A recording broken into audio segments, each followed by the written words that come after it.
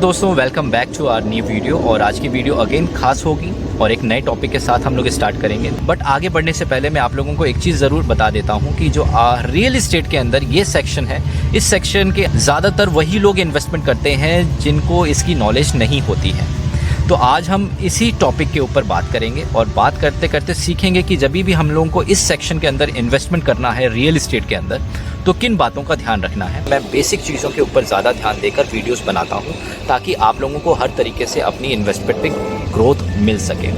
चलिए स्टार्ट करते हैं इस वीडियो को। और स्टार्ट करने से पहले आप लोगों से बस मैं यही रिक्वेस्ट करता हूँ, ज़्यादा से ज़्यादा दूसरों तक शेयर ज़रूर करें, सब्सक्राइब भी करें, लाइक भी करें और कमेंट भी ज़रूर करें। बिकॉज जब आप कमेंट करते हैं, लाइक करते हैं या सब्सक्राइब करते हैं, मुझ तक आप लोगों का प्यार पहुंचता है और मुझे और ऊर्जा मिलती है आप लोगों तक अपने व्यूज़ को पहुंचाने के। तो चलिए दोस्तों आगे बढ़ाते हैं इस वीडियो को और जानने की कोशिश करते हैं कि रियल इस्टेट के अंदर ऐसा वो कौन सा सेक्शन है जिसके अंदर इन्वेस्टमेंट तो ज़रूर जाती है, बट 80% उन लोगों की इन्वेस्टमेंट जाती है जिनको उस सेक्शन के बारे में बिल्कुल भी नॉलेज नहीं होती है या वो बिलोंग नहीं करते उस सेक्शन से। दोस्तों नॉर्मली रियल इस्टेट के अंदर लोगों ने सेग्रीगेट किया है दो सेक्शन के अंदर, एक होता है रेजिडेंशियल और एक होता है commercial. But according to me मैंने इसको 3 कैटेगरीज में डिवाइड किया है। पहला हो गया रेजिडेंशियल, फिर हो गया कमर्शियल और फिर हो गया इंडस्ट्रियल। नॉर्मली लोग इंडस्ट्रियल को कमर्शियल के अंदर ही रखते हैं, बट मैं इसको डिवाइड करता हूं ताकि हमारा पहचान करने का तरीका और इन्वेस्टमेंट करने का तरीका बहुत ही सिंपल हो और हमें प्रॉब्लम कभी ना आए। मेरे हिसाब से कमर्शियल वो है जहां पर आम आदमी बहुत आता जाता है, जहाँ पे फुटफॉल्स बढ़ जाते हैं आम आदमी की, और जो हम लोग रिटर्न ऑफ द मनी होता है या फिर एक्सचेंज ऑफ द मनी होता है वो वहाँ पे ज़्यादा होती है। तो वो ऑफिसेस हो गया या फिर शॉप्स हो गए, तो इसलिए मैंने इसको इस कैटेगरी को मैंने कमर्शियल में डाला है। बिकॉज ऑफिस के अंदर भी हम लोग सैलरीज लेते हैं, एक्सचेंज करते हैं और फिर काम भी करते हैं और ज़्यादातर आम आदमी ही वहाँ पे पहुँचता है काम करने के लिए। इंडस्ट्रियल इसलिए मैंने अलग रखा है बिकॉज इंडस्ट्री से माल पहुँचता है रिटेल सेक्शन के अंदर या मार्केट एरियाज़ के तरफ, आम आदमी नहीं पहुँचता है, वहाँ से निकला हुआ माल आम आदमी तक पहुँचता है। तो इंडस्ट्रियल सेक्शन मैंने इसको अलग रखा है। कमर्शियल में मैंने शॉप को प्लस ऑफिसेस को रखा है और रेजिडेंशियल तो आप लोगों को मालूम ही है।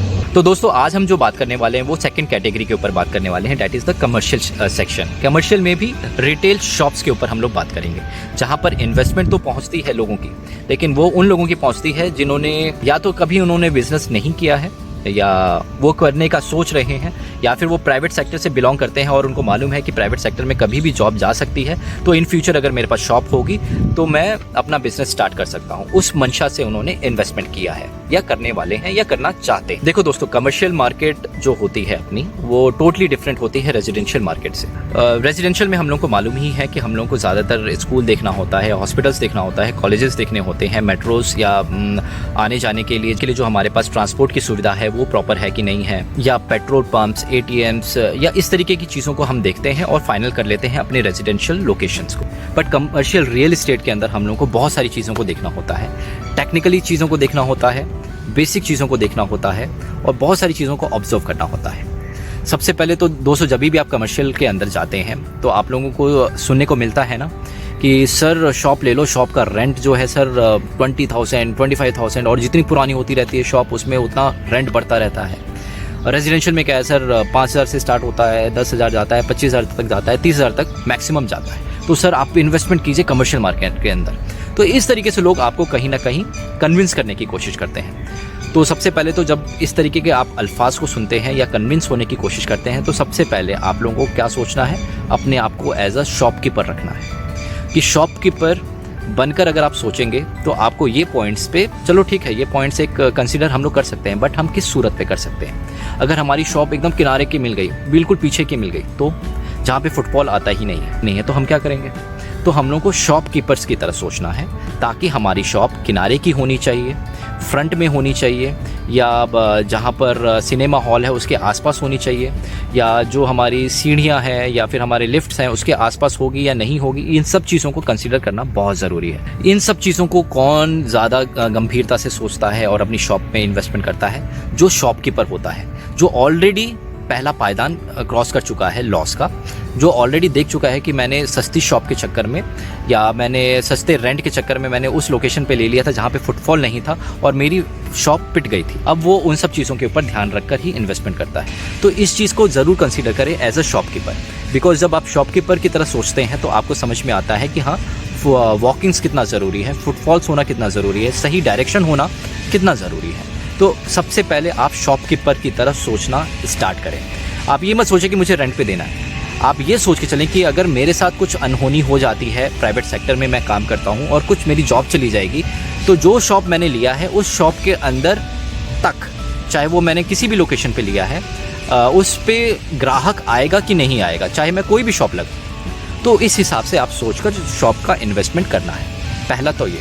दूसरा पॉइंट वो होता है दोस्तों, जो कमर्शियल की लोकेशन आपको दी जा रही है वो लोकेशन रेजिडेंशियल के कितना नज़दीक है या रेजिडेंशियल कितना है उसके आसपास, हॉस्पिटल्स कितने नज़दीक हैं आसपास, स्कूल कॉलेजेस हैं कि नहीं है। तो ये भी बहुत कंसीडर करता है, बिकॉज फुटफॉल्स इन्हीं सब चीज़ों से बढ़ता है किसी भी कमर्शियल प्रोजेक्ट्स के अंदर है। और जितना फुटफॉल बढ़ता है उतना कमर्शियल इंक्रीज़ करता है, रेंटल पर्पज़ से भी, या फिर अगर आप शॉपकीपर हैं और आप इन्वेस्टमेंट कर रहे हैं तो आपकी दुकान के लिए या आपकी शॉप के लिए जो भी आपने भी आर्टिकल्स रखा है उस आर्टिकल्स की सेल के लिए आपको फुटफॉल्स तो चाहिए होगा। तो इन सब चीज़ों का ध्यान ज़रूर रखना है। तीसरी कैटेगरी में रखूँगा डेवलपर्स की। डेवलपर का मतलब ये नहीं है कि मुझे 5 स्टार डेवलपर चाहिए, कि बड़े बड़े डेवलपर का ही होने चाहिए, नहीं। वो डेवलपर होना चाहिए जिसने पास्ट में अपने रिकॉर्ड्स को अच्छा दिया है, मींस अपने प्रोजेक्ट्स को कंप्लीट किया है ऑन टाइम, या 6 महीना ऊपर नीचे हो जाता है कोई बात नहीं, बट उसने सक्सेसफुली डिलीवर किया है अपने लोगों को या कस्टमर्स। उन डेवलपर्स के साथ आप इन्वेस्टमेंट करें जिनका ट्रैक रिकॉर्ड अच्छा है पास्ट में। बड़े ब्रांड नेम भी हो सकते हैं, छोटे ब्रांड नेम भी हो सकते हैं, या कुछ वो लोग भी हो सकते हैं जो ब्रांड नेम बनाने की कोशिश कर रहे हैं और उसी की एवज में वो सर्विसेज आपको बहुत अच्छी दे रहे हैं। तो इसका भी आपको ध्यान रखना है। दोस्तों चौथी कैटेगरी जो है ना वो बहुत इंपॉर्टेंट है, खासकर उन लोगों के लिए इंपॉर्टेंट है जो पहली बार इन्वेस्टमेंट कर रहे हैं कमर्शियल प्रोजेक्ट्स के अंदर। जब भी आप लोगों को कमर्शियल प्रोजेक्ट मिलता है तो कहीं ना कहीं सेल्स वाला जो बंदा होता है वो आपको बताता है कि सर उस लोकेशन में कमर्शियल प्रोजेक्ट है सर, वहाँ पे शॉप्स जो हैं वो 100 स्क्वायर फीट से लेके 500 स्क्वायर फीट तक हैं या 1000 स्क्वायर फीट तक हैं सर, आप इन्वेस्टमेंट कीजिए सर, बहुत अच्छा अपॉर्चुनिटी आने वाली है। तो ये जो स्क्वायर फीट का जो खेल है ना सर, इसको आपको समझना बहुत ज़रूरी है। जब भी वो लोग बताते हैं कि 500 स्क्वायर फीट है तो वो कंस्ट्रक्शन जो एरिया है उसको निगलेक्ट नहीं करते। तो ऑलमोस्ट 45 to 50% जब भी आपको स्पेस मिलता है आफ्टर द कंस्ट्रक्शन वो हाफ हो जाती है। 500 स्क्वायर फीट अगर एरिया आप लोगों ने ली है, परचेज़ किया है या करने जा रहे हैं, तो समझ के चलेगा आफ्टर द कंस्ट्रक्शन वो 50% चली जाएगी। तो वो एरिया जो बच जाती है 50% या 55% जो एरिया बच जाती है वही एरिया एक्चुअल आपकी शॉप है, जो आपको स्पेस मिलेगा जिसके अंदर आप खड़े होंगे या सामान रखेंगे और आपको बेचेंगे। तो दोस्तों इसको ज़रूर कंसीडर कीजिएगा, बिकॉज जब भी वो 500 स्क्वायर फीट बोलते हैं तो उसका मतलब है 250 या 280 स्क्वायर फीट मिलने वाला है आप लोगों को, बिकॉज बाकी सब कंस्ट्रक्शन में कट जाएगा। तो आप लोगों को ध्यान रखना है कि उतनी एरिया आप लोगों के लिए सफिशिएंट है या नहीं है आपके बिजनेस के लिए। दोस्तों नेक्स्ट कैटेगरी है, और उस कैटेगरी में आप लोगों को ध्यान देने वाली बात वो है कि जो आपका डेवलपर है या आपका जो बिल्डर है वो अपने पास कितनी परसेंटेज एरिया स्पेस रख रहा है। बिकॉज ये डिपेंड करता है, 20% रख रहा है, 40% तक रख रहा है, 30% रख रहा है, बिकॉज इससे समझ में आ जाना चाहिए कि उसका भी इंटरेस्ट है उस प्रोजेक्ट के अंदर और वो जी जान लगा देगा उस प्रोजेक्ट को डेवलप करने के लिए या फुटफॉल्स को बढ़ाने के लिए, क्योंकि उसके पास अराउंड 30% 40% एरिया है, 20% एरिया है जिसमें उसको रेंटल लेना है, और उस रेंटल को लेने के लिए वो फुटफॉल्स के ऊपर काम करेगा ही करेगा। और अगर फुटफॉल्स के ऊपर वो काम करता है तो इनडायरेक्टली आप लोगों के लिए भी ये भी अच्छी खबर रहेगी। तो ये भी आप लोगों को ध्यान देने वाली बात है जो हम लोग मिस कर जाते हैं ड्यूरिंग द इन्वेस्टमेंट। तो नेक्स्ट कैटेगरी आएगी इन्वेंट्री की। इन्वेंट्री मीन्स आपका जो यूनिट है या आपका जो आर्टिकल है वो किस लोकेशन पे है उस मॉल के अंदर या उस कमर्शियल प्रोजेक्ट के अंदर, किस लोकेशन पे है, वो एंट्री के दौरान है, फ्रंट में है या बीच में है या फिर वो बैक में है। बैक में भी है तो वो वहाँ पर देखो कि एग्ज़िट वहीं से है या फिर कोई सिनेमा हॉल की एग्ज़िट वहाँ से है, या फिर इस तरीके की चीज़ों को आप लोगों को देखना बहुत ज़रूरी है। तो इन्वेंट्री बहुत ज़रूरी है आप लोगों को चेक करना कि ग्राउंड फ्लोर पे है, -1 में है या फर्स्ट फ्लोर पे है या सेकंड फ्लोर पे है। वहाँ तक कस्टमर जाएगा कि नहीं जाएगा, ये आप तभी सोच सकते हैं जब आप एक शॉपकीपर की तरह सोच रहे हैं। तो इन्वेंट्री को जब चेक करते हैं तो एज अ शॉपकीपर सोचें कि मेरी दुकान यहाँ पर अगर होगी इस लोकेशन पे तो यहाँ से फुटफॉल आएगा, यहाँ से एंट्री इन्होंने दी है, यहाँ पे सिनेमा हॉल दिया हुआ है, यहाँ पर मैकडी का ये लोग काउंटर लेकर आने वाले हैं, या फिर यहाँ पर डॉक्टर्स के लिए इन्होंने स्पेस दिया है, ये यहाँ पर सीए के लिए स्पेस दिया है, यहाँ पे फूड कोर्ट दिया हुआ है, तो मेरा यहाँ पर होगा या यहाँ पर होगा या कहाँ पर होगा, उस हिसाब से आप अपने आप को जज करें और इन्वेंट्री उसके बाद ही लें। तो दोस्तों ये सब चीज़ें रही बेसिक जिसके ऊपर आप लोगों को ध्यान देना है जब भी आप इन्वेस्टमेंट करते हैं कमर्शियल प्रोजेक्ट्स के अंदर, खासकर शॉप के अंदर। अब हम बात करते हैं कि फुटफॉल्स के लिए हम लोगों को क्या क्या ध्यान देना है अगर हम लोगों ने शॉप परचेज कर ली है या करने वाले हैं। तो दोस्तों मैंने सबसे पहले कैटेगरी रखी थी रेजिडेंशियल, कि वहाँ पे आसपास रेजिडेंशियल क्या है, बिकॉज रेजिडेंशियल से इम्पैक्ट पड़ता है क्योंकि वो लोग वहाँ पे रहते हैं तो वो लोग बार बार आते जाते रहेंगे। एक होता है ना दोस्तों कि रिपीट कस्टमर बार बार आता जाता रहेगा और आप लोगों की क्लाइंट लिस्ट है वो बढ़ती रहेगी और आपको शॉप को चलाने में या आपको अपना माल बेचने में दिक्कत नहीं आएगी। तो रेजिडेंशियल देखें, हॉस्पिटल्स भी देखें, बिकॉज जब हॉस्पिटल्स में हम लोग जाते हैं नॉर्मली जो पेशेंट के साथ जाकर रहते हैं उस वहाँ पे हॉस्पिटल्स के अंदर, तो उनको खाने पीने के लिए, उनको रहने के लिए, उनको ज़रूरी सामान खरीदने के लिए ज़रूरत पड़ती है एक शॉपिंग कॉम्प्लेक्स की। तो वो शॉपिंग कॉम्प्लेक्स क्या हॉस्पिटल आसपास है उसके, तो ये भी फुटफॉल के ऊपर बहुत ज़्यादा इम्पैक्ट करता है। उसके बाद स्कूल्स के बच्चे हैं, कॉलेजेस के बच्चे हैं, ये भी इम्पैक्ट करती है बिकॉज उनके अकॉर्डिंगली उनको प्रोडक्ट मिल जाता है, या सिनेमा हॉल है तो फुटफॉल बढ़ जाता है। और उसी बीच में बच्चों के खाने पीने का या कुछ भी चीज़ें हैं जो आप स्टार्ट कर सकते हैं। अपनी अगर शॉप ले चुके हैं तो आप लोगों को फुटफॉल्स के लिए इन सब चीज़ों पर ध्यान देना है। देखिए फुटफॉल्स मेट्रोज़ की वजह से भी बढ़ता है, बट सेल्स बढ़ेगी कि नहीं बढ़ेगी ये मुझे ज़्यादा नहीं लगता, बिकॉज मेट्रोज़ में जो यात्रा करते हैं लोग वो आते हैं, घूमते हैं और चले जाते हैं, वो बार बार नहीं आते हैं, वो फिर दूसरी लोकेशन पर जाएंगे। तो रेजिडेंशियल और जो हॉस्पिटल्स हैं, स्कूल है, कॉलेजेस हैं, इनका इम्पैक्ट ज़्यादा पड़ेगा इस लोकेशन पे। तो मेट्रोज़ भी हो तो फुटफॉल ज़रूर बढ़ सकता है। और अगर आपके प्रोडक्ट में और टेस्ट में या फिर आपको कुछ भी जो भी आपने स्टार्ट किया है बिज़नेस या करने की कोशिश कर रहे हैं वो इम्पैक्टफुल है नए कस्टमर्स के लिए या नए फुटफॉल्स के लिए, तो वो इम्पैक्ट ज़रूर करेगी। फुटफॉल बढ़ाने के लिए दोस्तों मिक्स और डाइवर्सिफिकेशन ऑफ हब होना बहुत ज़रूरी है। अगर हम लोगों ने केवल सिटी सेंटर खोल दिया जहाँ पे केवल खाने पीने का ही है, तो फुटफॉल नॉर्मली खाने पीने का जहाँ पे रहता है वहाँ पे फुटफॉल अच्छी होती है। बट अगर कुछ और ऑप्शंस नहीं होगा तो लोगों को फिर दूसरी मार्केट में जाना पड़ेगा। तो ये ज़रूर देखना बहुत ज़रूरी है कि केमिस्ट हो, सैलून हो, सीए हो, डॉक्टर्स हों, ऑफिस कॉम्प्लेक्सेस हों, और इस तरीके की चीज़ें रहती हैं तो आप लोगों की शॉप या आपकी शॉप का रेंट पे चढ़ना ये बहुत आम बात हो जाती है और बहुत ईजिली वो निकल जाती है शॉप, चाहे उसको सेल करना हो, चाहे वो उसको रेंट पे डालना हो या खुद भी चलाना हो तो चल सकता है कुछ टाइम के। दोस्तों मोटा आप लोगों को अब समझ में आ चुका होगा कि जब भी आप कमर्शियल प्रोजेक्ट्स के अंदर इन्वेस्टमेंट करते हैं तो किन बातों का ध्यान रखना है, और बेसिक चीज़ें हैं बट आप इनका ध्यान रखेंगे तो आप अच्छे से समझ पाएंगे कि इन्वेस्टमेंट करना कितना ज़रूरी है शॉप्स के अंदर और किस तरीके की शॉप्स के अंदर आपको इन्वेस्टमेंट करना चाहिए। अब दोस्तों बात कर लेते हैं छोटी मोटी चीज़ों के ऊपर जो क्या पॉजिटिव इम्पैक्ट रहेगा, क्या नेगेटिव इम्पैक्ट रहता है नॉर्मली अगर हमारी शॉप रेंट पे नहीं जाती है। तो पहला नॉर्मली हम लोग पॉजिटिव से ही स्टार्ट करते हैं। Normally as compare to the residential इसमें प्रॉफिट आप लोगों को अच्छा खासा मिल जाता है। इसके रेंट हाई होते हैं और इंक्रीज़ करते रहते हैं एज़ पर द फुटफॉल्स बढ़ता है या आसपास डेवलपमेंट बढ़ती है तो ये भी इंक्रीज़ करती है और इंक्रीज़ करते करते ऐसी लिमिट पे भी पहुंच जाता है जहां पर आप उम्मीद भी नहीं कर सकते।